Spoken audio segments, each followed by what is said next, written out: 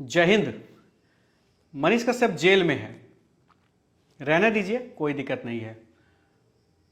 वो जेल में चुपचाप है। हम लोग अपने अपने घरों में दशहरा मना रहे हैं। कुछ दिनों के बाद हम लोग दिवाली भी मनाएंगे और छठ भी मनाएंगे निश्चित रूप से। इस वीडियो को शेयर करिएगा, थोड़ा सा सब तक पहुंचाइएगा मैं क्या बता रहा हूँ। हम लोग दशहरा भी मना रहे हैं, दिवाली भी मनाएंगे, छठ भी मनाएंगे और उसके बाद नहान वगैरह जो भी आएगा हम लोग मनाते रहेंगे। शादी ब्याह होगी, सब लोग हम लोग पार्टिसिपेट करते रहेंगे। लेकिन एक पागल आदमी जो समाज के लिए सब कुछ त्याग करके खड़ा रहा, समाज के लिए लड़ा, समाज के लिए आवाज उठाया, आज वह जेल में बंद है और आज उसके बहुत सारे अधिकारों का, बहुत सारे बातों का हनन हो रहा है। लेकिन एक चीज मैं आप लोगों को पूछना चाहता हूं, क्या किसी एक आदमी के हल्ला कर देने से, किसी एक आदमी की आवाज उठा देने से, उसके जेल चले जाने से क्या आपको आपका अधिकार मिलेगा? क्या आपकी बातें सरकार मानेगी? ध्यान से सोचिएगा। बहुत सारा वीडियो आता है, आप लोग भगाते हैं, देखते हैं, छोड़ते हैं, वो अलग चीज है। लेकिन मैं जो पूछ रहा हूं उस पर ध्यान दीजिए। बहुत सारे पत्रकार के ऊपर कार्रवाई हुई थी, उनकी जितनी भी इलेक्ट्रॉनिक डिवाइस थी उनको लौटा दी गई थी। लेकिन मनीष कश्यप के जब कार्यालय पर रेड हुई थी पटना में, अब तक उनके सामान को उनको नहीं लौटाया गया है। क्यों? कोई पूछने वाला नहीं है, कोई जानने वाला नहीं है। ईओयू ने जो मनीष कश्यप के पैसों को फ्रीज किया था, क्या हुआ उसका? उस पर भी कुछ नहीं। सीधी सी बात मैं कह रहा हूं, क्यों कोई लड़ेगा बिहार की जनता के लिए? क्यों कोई लड़ेगा गरीब, किसान, मजदूर, दबा कुचला, पिछड़ा दलित, महादलित के लिए? क्यों लड़ेगा? सभी जात के नेता केवल जात के नाम पर वोट लेकर के सत्ता में आते हैं और जात के लोगों को भूल जाते हैं। ये आप भी जानते हैं, मैं भी जानता हूं और वो जात के लोग भी जानते हैं जो रोज के रोज हर चुनाव में जात के नाम पर ठगे जाते हैं। हम तो नहीं कह रहे हैं ना भैया, हम तो सबकी बात कर रहे हैं ना। 2 बजे रात में हमें बुलाया जाता है तो मैं जात नहीं पूछता हूं कि यादव जी बुला रहे हैं, कि सहनी जी बुला रहे हैं, कि पंडित जी बुला रहे हैं, कि राजपूत भाई बुला रहे हैं, कि कायस भाई बुला रहे हैं, कि बैठा जी बुला रहे हैं, कि पासवान जी बुला रहे हैं। हम लोग नहीं पूछने जाते हैं कि गुप्ता जी बुला रहे हैं, कि साव जी बुला रहे हैं।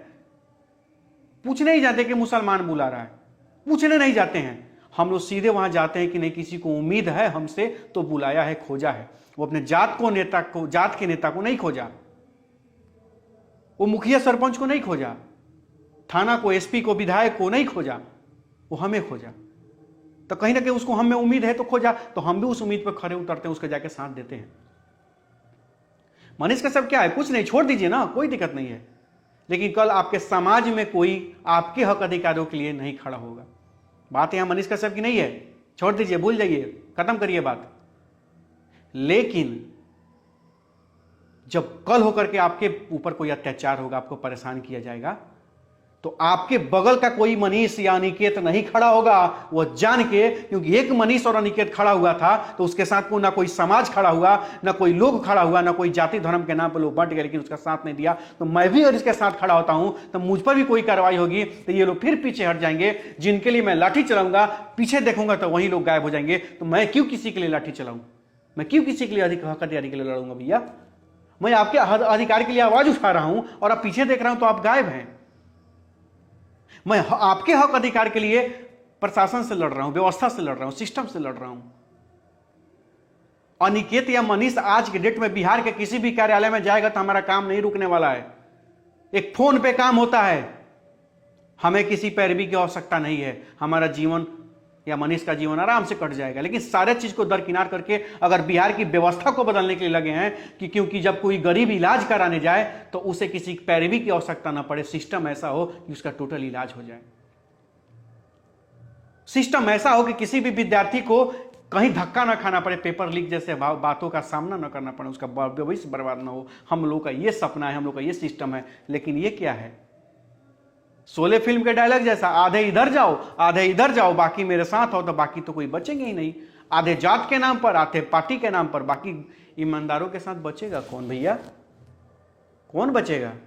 इस वीडियो को थोड़ा शेयर करिएगा जो मैं बात बोल रहा हूं। सीधे से तौर हाथ जोड़ के मैं निवेदन करना चाहता हूं।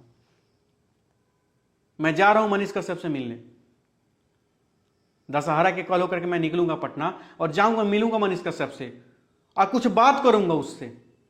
और उसके बाद आ करके निश्चित रूप से मैं आपको बताऊंगा क्या बात किया हूं और आगे मैं बिहार के लिए या बिहार में किस मामले के लिए क्या करने जा रहा हूं, निश्चित रूप से मैं आपको आगे बताऊंगा। मैं मनीष से मिलने जा रहा हूं और मिल के आता हूं तो सीधे तौर पर सारा चीज खोल के आपके सामने रखूंगा, बिहार की जनता के सामने रखूंगा कि हमें क्या करना है या कुछ भी नहीं करना है।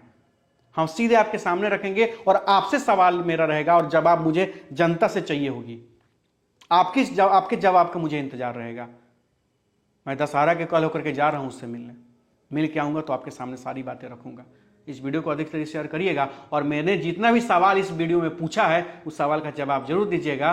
और जो लोग मनीष का विरोध करते हैं, अनिकेत का विरोध करते हैं, उनके पास ये वीडियो भेज दीजिएगा कि थोड़ा सा शर्म हो, जो जाति धर्म का छोड़ के जो समाज की बात कर रहे हैं, जो बिहार की बात कर रहे हैं, कम से कम उसके लिए तो सपोर्ट करिए। आप लोग करिए कम से कम उसका सपोर्ट। जय हिंद।